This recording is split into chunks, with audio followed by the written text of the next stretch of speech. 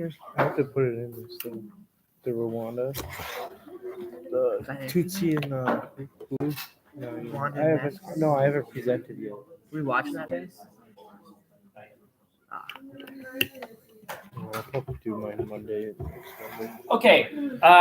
So where we were last time I talked to you, which was Monday, was talking about the Second Persian Gulf War, which was the 2003 invasion, which was based on the belief that Iraq had violated the agreement that ended the First Persian Gulf War by not allowing the UN uninterrupted access to any site within the country Iraq. Also, the belief that the ruler of Iraq, Saddam, was a brutal dictator. Also, the belief that Iraq might have had something to do with 9/11. Also, the belief that the U.S. wanted to create a kind of a domino theory. Let's establish democracy. It might spread to other parts of the Middle East. Also, the belief that this group called the Kurds deserved a shot at independence. Based on all those things, the U.S. decided to invade in 2003. And what I'm showing you now are examples of advanced technology. The reason why the U.S. was able to just dominate the war is because we had technology that the Iraqis just could not match. So the A-10 Warthog, this is an anti-tank jet. F-16 is a fighter jet that shoots down enemy planes. The Iraqi Air Force fought for 1 day in the Second Persian Gulf War. And in that 1 day, they went in the air and they flew to Iran and defected. They defected in Iran. After the war was over, after this war was over, the Iraqis said, hey, can we have our planes back? And the Iranians said, what planes? That was the end of the Iraqi Air Force. This is an example of what we call stealth. Does anyone know what stealth is? Yeah. What's stealth? It's to stay hidden. Right. It's invisible to enemy radar. It looks like Batman, right? And the surface is covered with anti-radar technology, right? The beam of the radar hits and it's supposed to come back, but it doesn't. It hits it and then goes off in a different direction. For all you know, there's nothing out there. There was something out there. The B-52 is a bomber. It drops enormous bombs. They fly. These were the ones that were in Missouri. So they take off in Missouri, fly to Iraq, drop the payload, fly back to Missouri. That's a lot of fuel. F-15 is another fighter jet. It shoots down enemy aircraft. How'd you like to be some Iraqi soldier and see that flying at you? That's the Apache helicopter. Those are all guns. If that's what you see, it's over for you. There's not much hope there. The M1A1 is the world's fastest tank. These things can go about 70 miles an hour. You don't normally think of a tank that can go that fast, but these things can go. It gets 3 gallons to the mile, and I said that correctly. 3 gallons to the mile. But still pretty fast. They can also shoot further than other tanks. So if you're within a certain distance, the tanks start shooting at you. You can't shoot at them. That's why they're very, very effective. Okay. Drones. This is the beginning of drone warfare. What do I mean, drones? What does that mean? Unmanned aircraft. Unmanned aircraft that are controlled, right? A missile just goes to maybe a heat target. But a drone can be manipulated. The pilot of this drone is probably in Florida. I mean, it's like you playing video games, only these are real, right? So this is the beginning of drone warfare. And then Tomahawk cruise missiles, which travel great amounts of distance and hit their target pretty effectively, right? This is the beginning of programmable destination bombing. Think of World War II. What you did was you flew over your target and you dropped the thing. Right? The 2 atomic bombs were dropped from a plane. Well, then you develop the technology to launch your bomb, right? You attach a rocket to it and launch it. We are now at the point where we can program our bombs. We can tell it, GPS the destination to it. You don't have to see it, right? In World War II, one of the people, what he did was he looked through basically a piece of glass and said, okay, now. And you dropped your bomb and you crossed your fingers like, gee, I hope it hit its target. Now you can get within few hundred feet and be fairly accurate. Reduces the number of civilian casualties pretty effective. The war was a lopsided victory for the U.S., right? Another lopsided victory. That's the easy part. The tough part is, now what? I would argue that the Second Persian Gulf War rivals Vietnam as unpopular in American history. Let's go back to Vietnam. Why did it become so unpopular? Does anyone remember? Go ahead. We were killing innocent civilians, and then and civilians at home. Very good. At the college. Kent State. The night where like a bunch of cities were attacked, or very good. The Tet Offensive. God, you remember things. Very good, right? So the lying that occurred, there's no way the Tet Offensive could have happened if the U.S. government had been honest with us. The shooting of Americans at Kent State, the shooting of regular Vietnamese, remember the My Lai massacre, okay? The using of Agent Orange, the using of napalm, the question of why we were there in the first place, when they didn't want us there. Aren't we supposed to be a democracy? Don't we believe in self-rule? And yet, weren't we violating the very principles upon which we were founded? Didn't we overthrow Britain and say we can rule ourselves? And here are the Vietnamese saying we can rule ourselves. And here we are saying, nah, you can't. You can't. We were being Britain. And now allow me to inform you of why this war became so unpopular. So let's look at some photographs of what's going on. Can we put the Ono cards away? Yeah. Thanks. So let's take a look at the picture on the left, your left first, and try and understand the damage that had been done, the power of media. So the stupidity of these Americans that engaged in this behavior was twofold. One, the acts themselves were stupid. And two, the really dumb part, they documented it, right? They took pictures and shared the pictures. So let's look at what's going on here. Problem number one is it's a female. The person standing is American, and she is the one engaging in the behavior. And you're looking at a bad situation in the Middle East. We live in America. And in America, most of us believe in equality, and what difference does it make what gender you are? Right? It doesn't matter. But other parts of the world do not have that cultural value. Iraq's one of those. In Iraq, it's very traditional. Women have a certain place that's in the home, and to be controlled by a female violates traditional Arab values. And so for a female to have an Iraqi male under her control is not welcome. It's taboo. It should not be done. So that's problem number one. Problem number two is she is visual. You can see her face. That's violated. That's taboo. And he's completely naked, right? You're talking about a very traditional culture. They don't have nudie magazines like we have here. They believe that the way to respect females is to cover them. That American culture is the one that's violating the rights of females by barely dressing them and then taking pictures of them. You're the ones objectifying females. We respect our females by covering them. You objectify them. You make them just flesh without brains. You're the culture that is violating the rights of women. We respect them.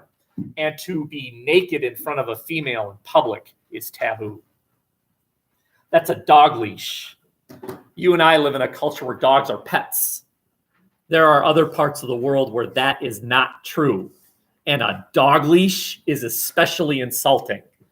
And then the fact that they took a picture of it. This is an Iraqi prisoner of war.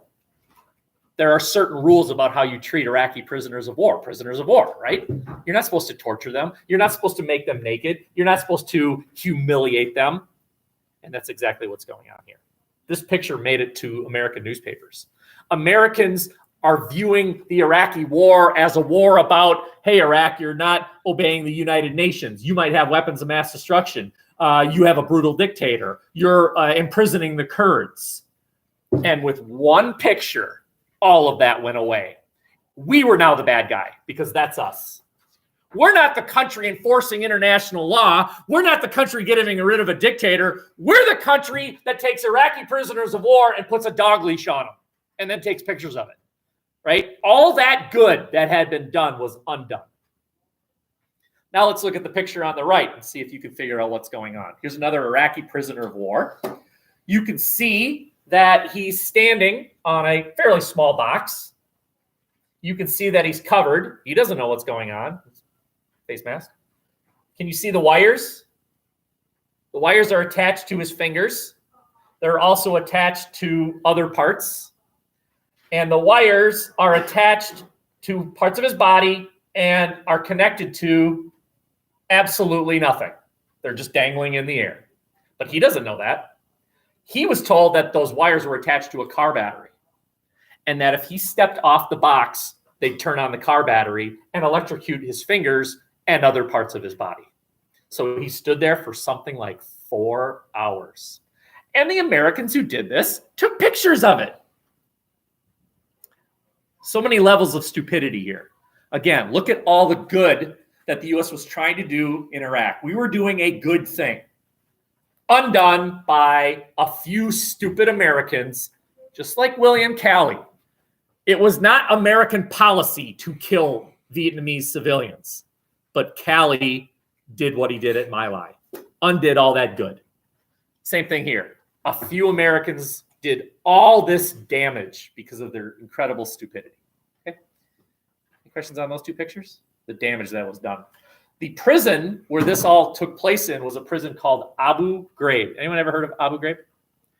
It was used by the Iraqi government when Iraq was under the control of that dictator. The Americans took it over and then said, all right, we're going to use it now. Well, again, think about what you're doing. You simply have replaced a brutal dictatorship with your form of dictatorship. We looked bad. This is not good news. Okay, let's keep going. Did they ever find weapons of mass destruction? Nope. What weapons of mass destruction? There was evidence that they once had it, but it was gone. Well, that doesn't look good. And then this guy becomes a bigwig. His name is Sadr. He was the guy who said we need to get the Americans out of Iraq. And he was living in Iran at the time, so the Americans couldn't get the guy. But combine this, with that, and Iraqis started to listen to this guy. He might have a point. All of this is going on. The Iraqi military had been dismissed, but they did not take the guns away. So you had armed, unemployed Iraqis. It was soon after these two pictures that something called the insurgency began. Underground, bombings, not confronting the American military, you'll lose, but blow up a few things, kill some civilians, blame it on the Americans. The start of a new group. Anyone happen to know what that group's called? They're almost decapitated now. I mean now, right now, like ISIS. This is the beginning of ISIS, which started in Iraq. Iraq's ISIS group was formed because of what was perceived to be American abusive behavior in Iraq, which led to the belief that the Iraqi military isn't going to do anything about it. We have to do something about it. And that group is ISIS. They're almost done. I think they have one village left today, but we've sort of skipped over a whole lot, so we have to get there. Okay. That is the last photograph taken of Saddam. He was captured. He was put on trial. Now let's go back to World War II. Who put the Nazis on trial? The world. The world did. Who put the Japanese on trial? The world. Who put Saddam on trial? US. Iraq. So remember, it was the Americans who captured the guy. And what the Americans did was they said, all right, new government of Iraq, which happened to be, now you should know this now because you read that article yesterday. The new government of Iraq was dominated by a group called the Shiites. Saddam was Sunni. All right, Shiite government, we're going to hold this guy. We'll bring him to trial every day. At the end of the trial every day, we'll take him back into custody. Because if we give him to you, he'll be dead in 2 minutes. So we'll hold him, but you put him on trial. So they did. The Iraqi government put him on trial, but he was held by the American military. He was found guilty. The Americans turned him over. Within an hour, he was dead. And death by execution. And somebody videotaped it. Okay, just a little bit more here, and then we're going to shift gears. This is the narrative I'm trying to get across is what happened? How did we go from the American military enforcing the wishes of the UN to the American military doing these things? What happened? How'd that happen? What other mistakes did the U.S. make in Iraq? Well, one is it became obvious that, well, Iraq had nothing to do with 9/11. The narrative was, oh, Iraq did it. Saddam Hussein did it. Nah, nope. It's simply not true. True, Iraq had nothing to do with 9/11. Nothing. Nothing. They had nothing to do with it. Nothing. Okay, let's keep going. There were no weapons of mass destruction. What weapons of mass destruction? They weren't there. And then the problem of now what?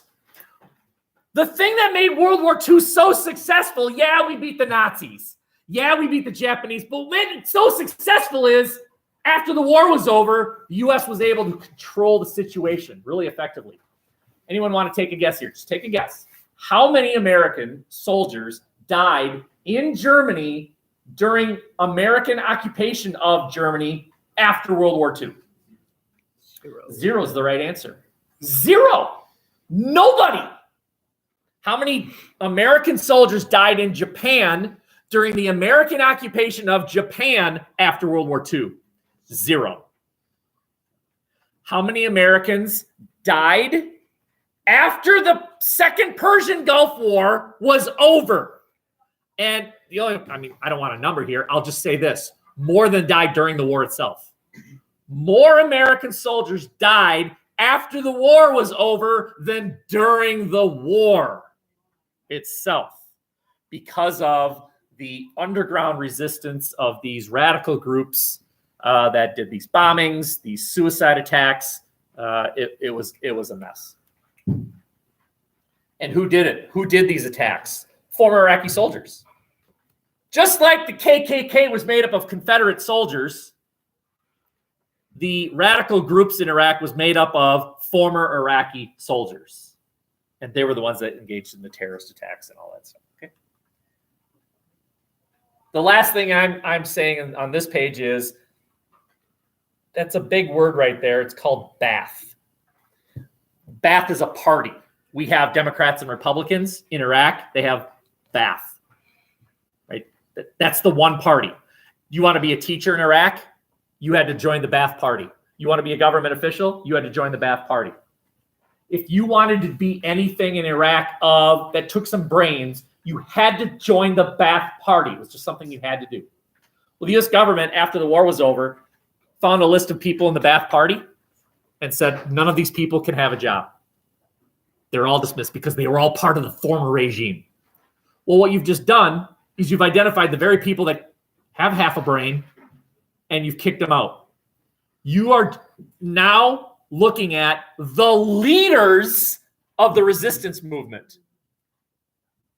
And some of them had to join the Ba'ath party when it was under Saddam's rule because the law required that you join the Ba'ath party. You had to. You can't get a job. You are now identifying the brains behind the resistance. All because of mistakes the U.S. government made. Right? Combine all this with the pictures that I showed you on the previous page. And I've got more pictures I'm going to show you here. Hey, let's just look at one at a time. Again, the stupidity is amazing. One, that the Americans engaged in this behavior, but two, that they took pictures of it. What are you thinking? Right? If you're going to do something stupid, don't document it. That's weird advice. Okay? Don't do the thing in the first place, right? But if you're playing mailbox baseball, don't have someone running the phone as you're doing it like, oh, sweet, John, that's awesome, and then post it. The first act is stupid. The second act is stupid. And because of the second act, we now know of your first act. You know what I'm saying? Yeah. Don't do mailbox baseball, but don't record it. I can't get out of this. All right, anyway. Let's look at this picture. Another Iraqi prisoner of war, completely naked. That's taboo. This is the photograph taken after the dogs had a few chews at his leg. Again, dogs are not part of Iraqi culture like part of American culture. They're just not. And so that is taboo. Let's look at this picture. It's pretty disturbing here. So you can see the clothed people are Americans. The ones that aren't clothed are Iraqis. I'm going to identify another taboo, and that is homosexual behavior.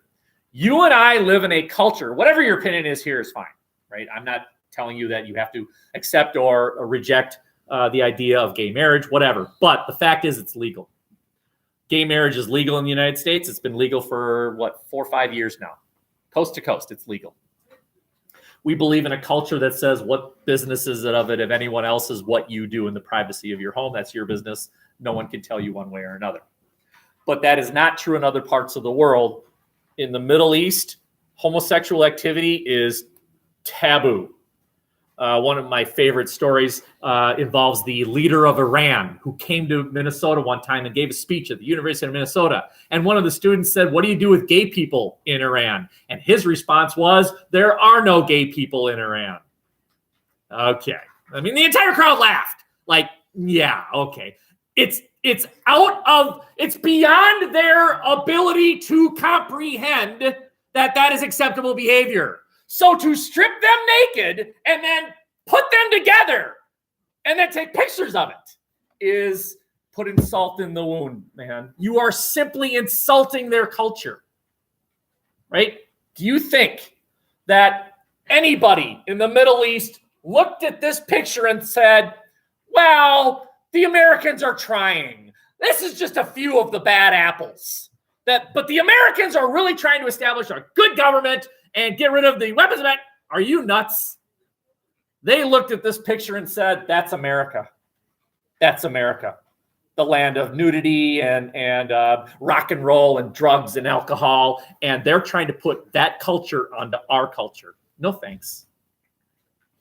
Last one I've got here, and then I'm going to show you this little video.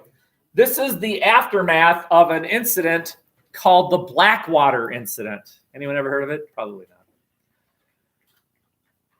Can someone remind me, were there enough American soldiers to control the country in Iraq, right? That was the criticism, right? That they only had something like 150,000 governing a country that was simply too large for that small of a military. So what the Americans had to do was hire private contractors, private soldiers. Is there another word for private soldier? Mercenaries. What's the reputation of a mercenary? Why? Not good people. Right? I mean, they're guns for hire, right? They don't necessarily believe in the cause, but they'll do whatever you want as long as they got money involved. Now, it's not fair, but that's the stereotype. A group of American former soldiers that got out of the army and then were hired as mercenaries. And the mercenaries didn't do any of the combat, but what they did was security. They protected this bridge. They protected this museum, whatever. The Blackwater group was a mercenary group. They were put in charge of guarding a checkpoint. And that car approached the checkpoint. And this is where the story gets confusing. According to witnesses, the mercenaries simply opened fire. According to the mercenaries, they ordered the car to stop. The car kept driving, so they finally opened fire. Where's the truth? I don't know. It's sort of irrelevant. It's what the Iraqis believed happened. What they believed was that these people opened fire, shot everybody, killed it inside. And who was inside? Family, right? Mother, dad, kids. Now, do you think people in the Middle East looked at that picture and said, well, those were mercenaries. Those weren't the regular American army. Are you nuts? They said, that's America. That's what they're doing. This is what America's doing to us. This is what America's doing to us. This is what America's doing to us.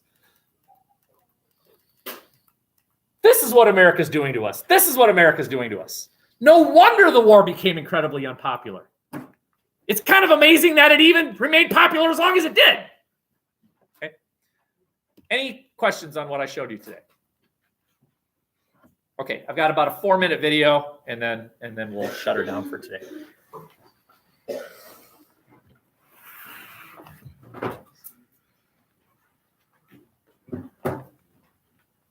This is sort of a kind of current, like, what is the situation in the Middle East today? It's 4 minutes.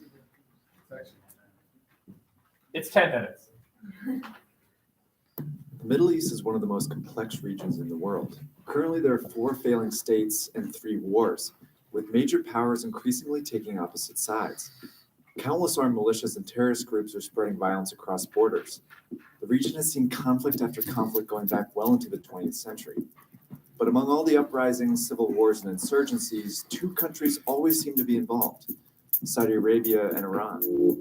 They're bitter rivals, and their feud is the key to understanding conflicts in the Middle East. The Saudis and Iranians have never actually declared war on each other. Instead, they fight indirectly by supporting opposing sides in other countries and inciting conflicts. This is known as proxy warfare, and it's had a devastating effect on the region. Countries, especially poor ones, can't function if there are larger countries pulling strings within their borders.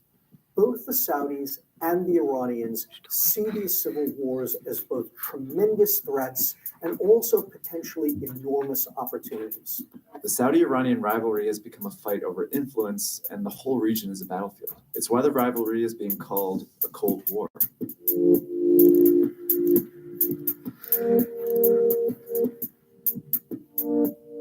The most famous Cold War was fought for 40 years between the United States and Soviet Union. Looking forward to the day when their flag would fly over the entire world. They never declared war on each other, but clashed in proxy wars around the world. Each side supported dictators, rebel groups, and intervened in civil wars to contain the other.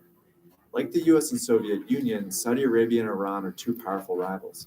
But instead of fighting for world dominance, they're fighting over control of the Middle East. In order to understand the Saudi-Iranian rivalry, let's go back to the origins of each country. In the early 1900s, the Arabian Peninsula was a patchwork of tribes under the control of the Ottoman Empire. After World War I, the empire collapsed, leaving these tribes to fight each other over power. One tribe from the interior, the Al Saud, eventually conquered most of the peninsula.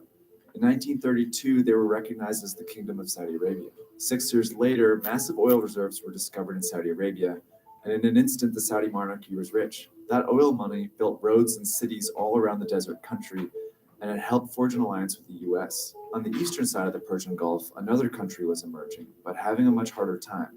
Iran also had massive oil reserves and an even bigger Muslim population, but constant foreign intervention was creating chaos. Since the 18th century, Iran had been invaded by the Russians and the British twice. In 1953, the US secretly staged a coup, removing the popular Prime Minister Mohammad Mossadegh. In his place, they propped up a monarch, Reza Shah, who was aggressively reforming Iran into a secular, westernized country. But he harbored corruption and terrorized the population with his secret police, the Savak. By the 1970s, both Saudi Arabia and Iran had oil-based economies and had governments heavily backed by the US. But the feelings among each population were very different. Ultimately, at the end of the day, the Shah of Iran, powerful as he was, simply didn't have the same control over his people or ultimately the same legitimacy and affection that the Saudi people felt toward their monarchy at that point in time. That's because Iran's Muslims felt stifled by the Shah's reformations, and by the end of the decade, they finally fought back. Iran's Islamic Revolution overthrew a powerful regime that boasted military might. It's really in 1979 when Ayatollah Khomeini and the Islamic Revolution overthrow the Shah that the real tension between Iran and Saudi Arabia began.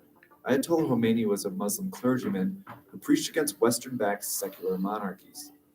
He advocated for a government that was popular, Islamic, and led by the clergy.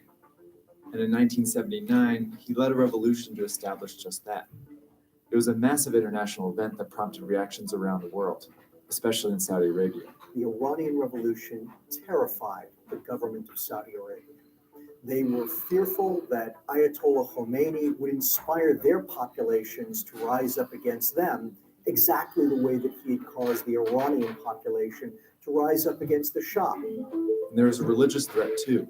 Up until now, the Saudis had claimed to be the leaders of the Muslim world, largely because Islam's two holiest sites, Mecca and Medina, are in Saudi Arabia. But Khomeini claimed his popular revolution made Iran the legitimate Muslim state. And there is another divide. Saudi Arabia's population is mostly Sunni, the majority sect of Islam, while Khomeini and Iran are mostly Shia. Westerners always make a mistake in drawing an analogy between the Sunni-Shia split and the Protestant Catholic split within Christianity. The Sunni-Shia split was never as violent. But in much of the Islamic world, when Sunnis and Shia were living in close proximity, they got along famously well. So while the Sunni-Shia split was not a reason for the rivalry, it was an important division. After the revolution, the Saudis' fears came to life when Iran began exporting its revolution. This CIA report from 1980 details how the Iranians started helping groups, mostly Shia, trying to overthrow governments in Iraq, Afghanistan, and Saudi Arabia. And they prompted the Saudis to redouble their efforts to fight against Iran. They bolstered their alliance with the US and formed the GCC, an alliance with other Gulf monarchies. The stage was set for conflict. On September the 22nd, Iraqi planes attacked Mehrabad airport outside Tehran. Iraq was gambling on a short, sharp campaign. The rise of Iran as a regional power threatened other neighboring countries as well. In September 1980, Iraq, under the rule of dictator Saddam Hussein, invaded Iran. He was hoping to stop the Iranian Revolution, gain power, and annex some of Iran's oil reserves. But they didn't get far. The war bogged down into a stalemate, complete with trench warfare, chemical weapons, and heavy civilian casualties. When Iran started winning, the Saudis panicked and came to Iraq's rescue. They provided money, weapons, and logistical help. And so it becomes critical to the Saudis that they build up Iraq and build it up into a wall that can hold back the Iranian torrent that they have unleashed. The Saudi help allowed Iraq to fight until 1988.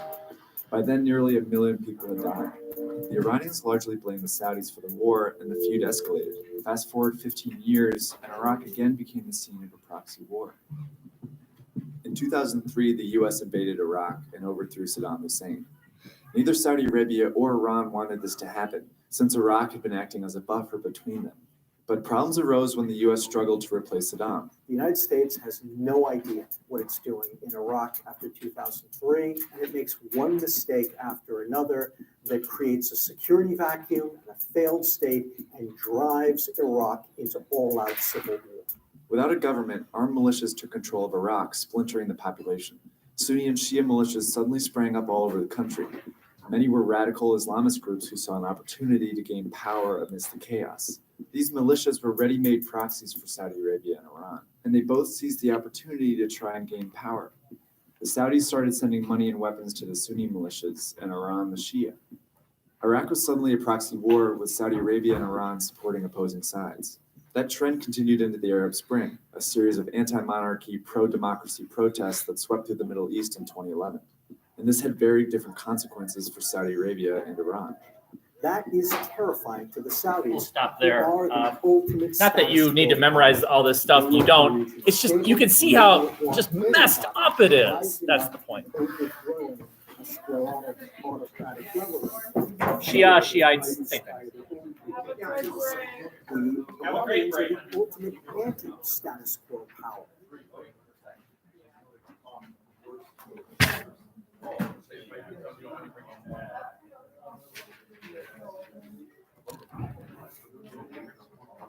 Thank you.